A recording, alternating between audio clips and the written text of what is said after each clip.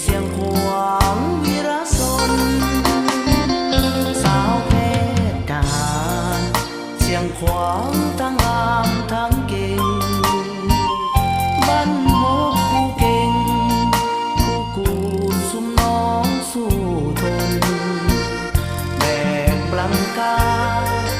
ทงยาบุป่าเขื่อนพนผ่านระเบิดยนต์บุกเข้าสนามม่วมสายบางครั้งต้องเอาขุมทองเป็นห้องผ่าตัดเอาแสงเดือนดาวระดาเงื้องส่องห่างไป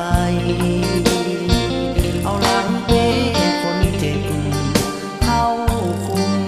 หลบภัยงามแท้น้ำใจสาวเสนา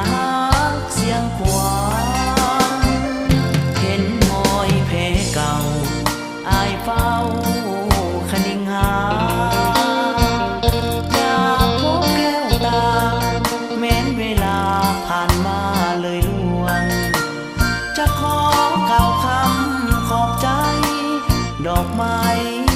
จากพวงคนเจ็บน้องห่วงบ่ลืมบุญคุณสาวเสนาเสียงขว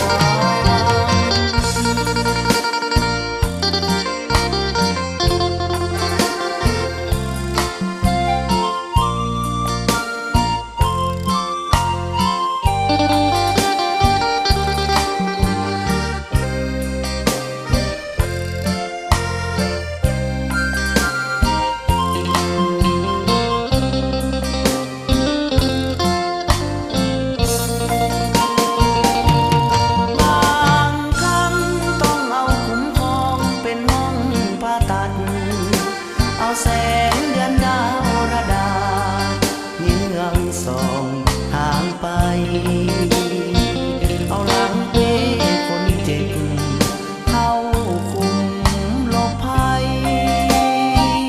งามแท้น้ำใจสาวเสนาเสียงขวาง